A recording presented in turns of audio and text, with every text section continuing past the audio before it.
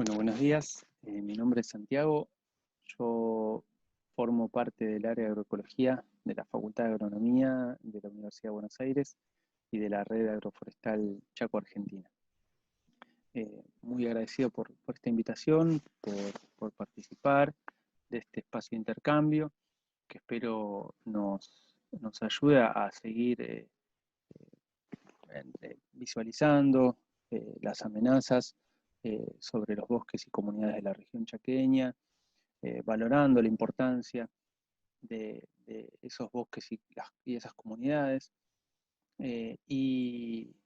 y también visualizando algunas necesidades y posibilidades en- con este gran objetivo de la sustentabilidad y el buen vivir que entiendo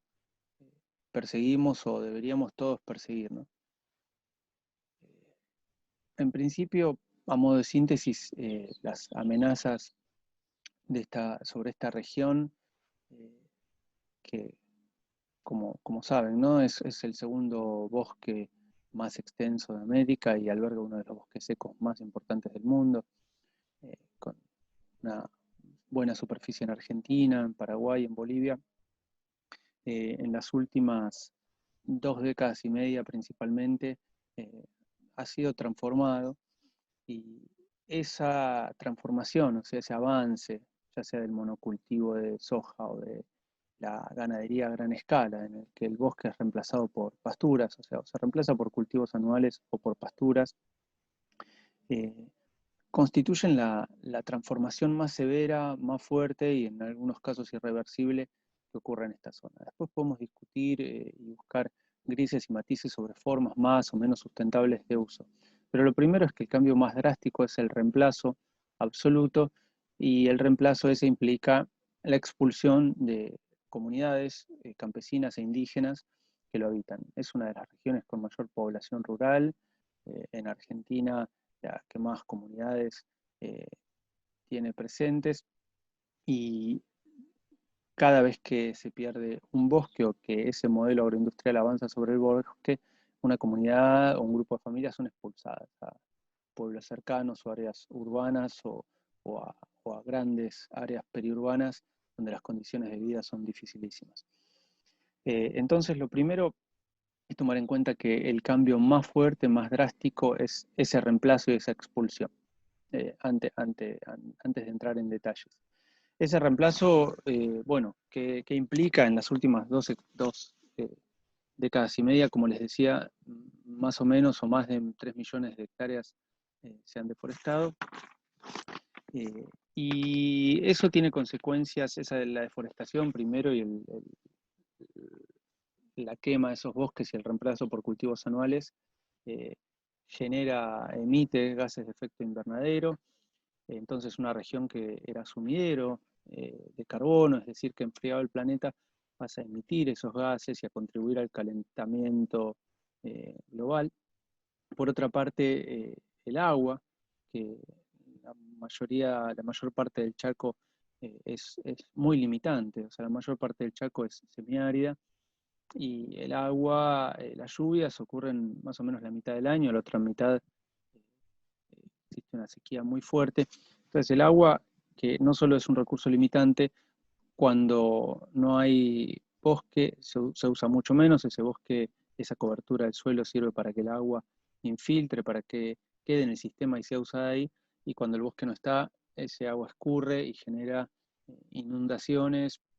y problemas en otras regiones. Eso por un lado. Por otro, ese bosque es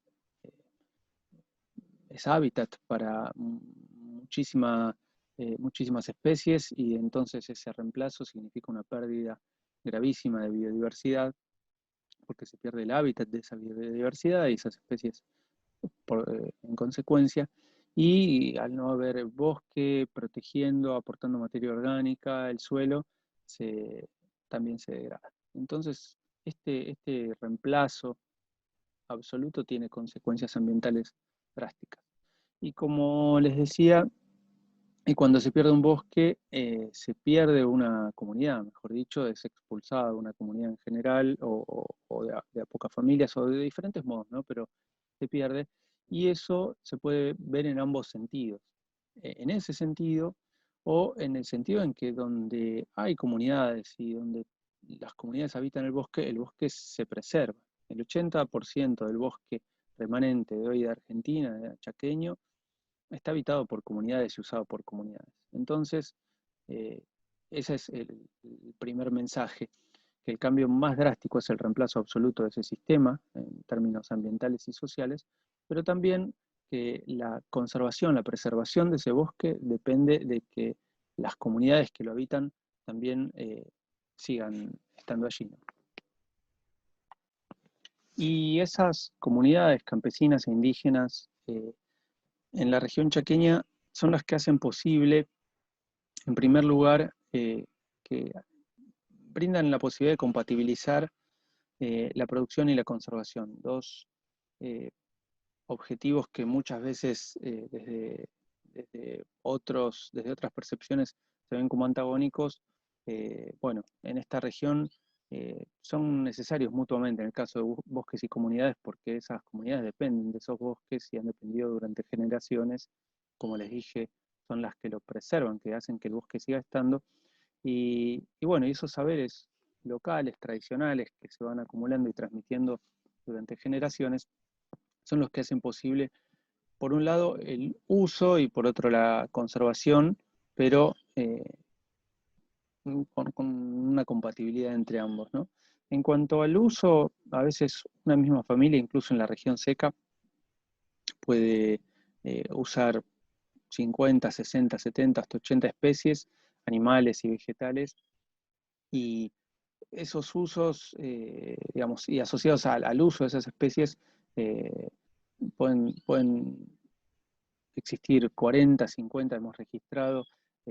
usos tanto de productos primarios como de agregado de valor que satisfacen una muy buena parte de las necesidades de esas familias. Son usos de madera, combustible, alimentos para las familias, forraje, medicinas también de uso humano, de uso veterinario, insumos naturales, digamos, regulación biótica de los sistemas, etc. Entonces, todos esos usos, por un lado, forman o representan la mayor parte de la economía de esas familias y de esas comunidades, y acá es importante detenerse y tomar en cuenta que muchas veces se pretende valorar es la importancia económica de esas actividades desde una perspectiva con herramientas de la economía clásica o convencional, y la mayor parte de esos flujos son no monetarios, entonces se requieren herramientas diferentes para una valoración no monetaria de esas economías, de esos flujos. Entonces, este es otro mensaje, y es que el hecho de que no sepamos valorar o que no estemos usando las herramientas adecuadas para la valoración económica de esos sistemas no quiere decir que no tengan un valor económico altísimo, no monetario en gran parte, más altísimo. Y por otra parte es que eh, todos esos saberes, mejor dicho, esos saberes locales, tradicionales, además de posibilitar esos usos, porque se sabe eh, eh, cuál puede ser el fin y esos usos adecuados de cada especie, permiten que esas especies sigan estando, es decir, compatibilizar la producción o el uso con la conservación, porque se conoce en profundidad la ecología de esas especies. Se sabe en qué momento usar cada una, en qué cantidad, o en qué momento del año, ¿no? Qué cantidad, de qué manera, para que esas especies sigan estando y sigan estando tanto para los hijos y nietos, como en el momento actual, ¿no? Para el resto de los vecinos de la comunidad. Entonces, ese es, perdón que sea reiterativo, pero me parece que hay algunos mensajes que me gustaría que queden claros, que es posible eh, esa compatibilidad entre producción y conservación, pero depende fundamentalmente de los saberes locales. Y en otra escala, en escala por ahí más de sistema productivo o de comunidad o de varios sistemas, esos usos múltiples del bosque, ¿no? Son los que permiten que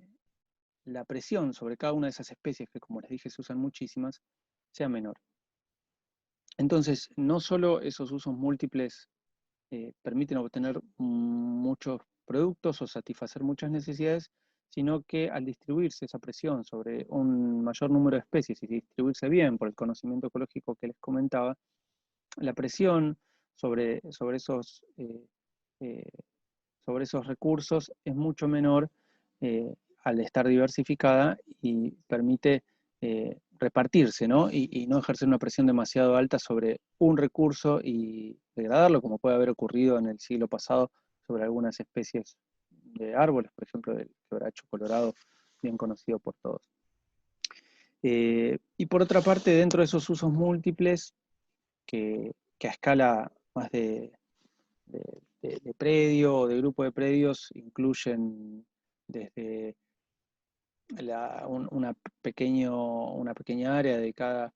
o agricultura o enriquecimiento con algunas especies arbóreas de importancia o algún cultivo forrajero o cosecha y a bancos forrajeros de especies nativas, ¿no? Cosecha de frutos, eh, de algunas leñosas de gran valor forrajero, eh, caza y recolección en el resto del bosque nativo, ganadería, actividades forestales, etc. Eh, Todos esos usos, por ejemplo el ganadero, que muchas veces es visto como que la ganadería degrada cuando se hacen de modo múltiple y con manejo, eh, permiten preservar el sistema. De eso tenemos experiencias muy interesantes que no solo hemos mostrado y documentado que permiten preservarlo, sino que permiten restaurarlo, es decir, muchos bosques que ahora ya entramos en otro nivel, ¿no? Un poco más fino, que no es de reemplazo total, sino de degradación, que por ahí por una historia eh, a veces de pastoreo continuo, o de que los mismos sistemas, al verse acorralados por el modelo agroindustrial, tienen menos superficie y por lo tanto ejercen más presión sobre la superficie de bosque que queda. Eso es inevitable y eso no se le puede adjudicar a ninguna comunidad ni familia campesina. Simplemente al estar acorralados la presión de ese sistema sobre ese bosque que queda es mayor, pero eso se ha mostrado también que con ciertas estrategias de manejo eh, se puede hasta restaurar el bosque, es decir, restaurar el bosque con manejo. El bosque me refiero a desde el estrato herbáceo y los pastos y su capacidad forrajera o su producción ganadera, hasta la regeneración de especies arbóreas, que son dos aspectos clave en la salud de ese sistema. En cuanto a las políticas públicas, existen algunas herramientas para promover este uso sostenible y para tratar de preservar el bosque y de favorecer esas estrategias de manejo que comentaban. Eh, la esencial y principal es la ley de bosques, eh, que bueno, fue creada hace más de una década para promover esa conservación de estos bosques frente a esas amenazas y ese reemplazo al principio eh, no solo desmedido, sino no regulado. Bueno, viene la ley de bosques a buscar el modo de frenar eso y se crea un fondo también para, el, para promover el uso sostenible y el enriquecimiento del bosque que hoy queda. Ahí hay, en relación a esa herramienta, que es fundamental, hay que tomar en cuenta algunas limitaciones que también se han detectado y que deberíamos lograr superar. Una es que gran parte de ese fondo que se crea, que es parte del presupuesto nacional, desde el 2010 hasta hoy, nunca se fue lo previsto, el dinero que se destinó a estos objetivos. Ya en 2010 creo que era cerca de un tercio y hoy en día es eh, un 5%, o sea, una parte de 20 del fondo que estaba previsto para eso. Ese es un primer problema, ¿no? Otro problema es que de ese 5% que efectivamente se está destinando, eh, la mayor parte en estos años no ha llegado a las comunidades campesinas e indígenas, sino que ha llegado a productores ganaderos capitalizados de gran escala y en la mayoría de los casos no ha cumplido la función que se esperaba. Es decir, a veces se deja más o menos bosque, una cierta cantidad de árboles, pero se reemplaza eh, prácticamente todo el tapiz herbáceo por especies exóticas que tiene otros problemas y no es una tecnología, por otra parte, que se pueda sostener en el tiempo, después sin subsidio por los campesinos e indígenas, porque es una tecnología muy dependiente de maquinaria y muy cara. Eh, entonces, eh, lo primero sería que ese fondo se esté usando realmente, o esa parte del presupuesto nacional se esté destinando a la conservación y enriquecimiento del bosque como estaba previsto, y lo segundo es que, así como el 80% de las comunidades son las que preservan, o mejor dicho, el 80% del bosque está preservado y habitado por comunidades, es que una proporción similar de, de ese fondo llegue a esas comunidades para que sean las que manejen o que hagan inversiones de manejo. Eso es necesario, aunque sean inversiones relativamente chicas en términos proporcionales, ¿no? Son sistemas que dependen mucho de procesos y del manejo, más que no son insumo dependientes, pero siempre se necesitan inversiones. Eh, entonces, lo segundo sería que ese fondo llegue principalmente a esas comunidades. Luego, eh, bueno, desde ya que la ley se cumpla, ¿no? Pero es en otra escala, en cuanto a políticas públicas, hay algo, entiendo yo, de un nivel de jerarquía mayor y que pocas veces se reflexiona, y es que las políticas públicas en general no incluyen al actor social, al sujeto social campesino indígena en la planificación de esas políticas públicas de ese territorio. Y esto es importante porque uno, aunque pudiera tener algunos recursos para implementar el manejo, etcétera, si ese sistema tiende a la expulsión de esas comunidades, es decir, si no se garantiza el agua potable,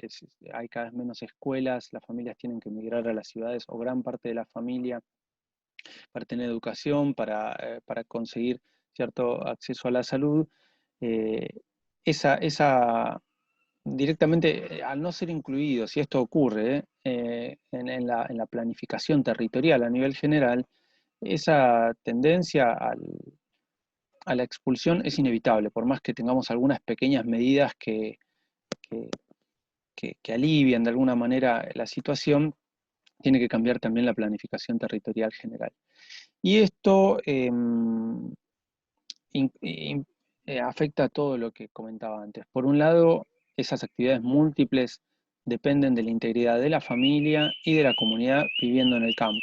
También se ha probado, así como yo les comentaba los beneficios de estos usos múltiples, que cuando o el hombre y un par de hijos quedan en el campo y el resto de la familia va a la ciudad,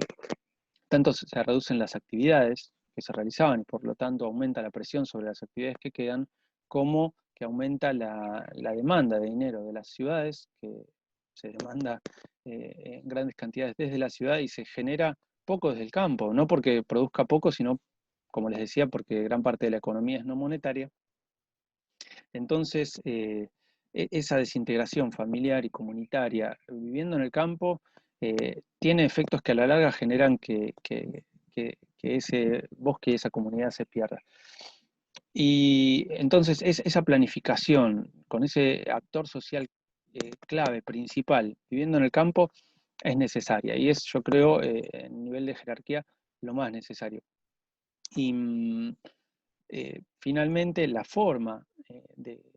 de modificar esa planificación de ningún modo podría pensarse desde afuera, ¿no? Con un concepto de desarrollista, quiero decir, de que otro actor piense qué es lo que esas comunidades necesitan en cuanto a lo mismo que decía, por ejemplo, salud, educación, producción, eh, y lo preste, sino de que esas comunidades sean parte de esas decisiones para que las formas de educación, de salud, de esparcimiento, de lo que sea, sean también localmente definidas y definidas en relación a su cultura, sus deseos, etcétera, digamos, acordes a esa cultura, porque el beneficio para el resto de la sociedad igual lo van a seguir prestando por la provisión de servicios ecosistémicos, por todo lo que ese bosque genera. eh, Así que eh, deberíamos desde ya estar agradecidos y todos estar tratando de promover que esas comunidades sigan habitando esos bosques.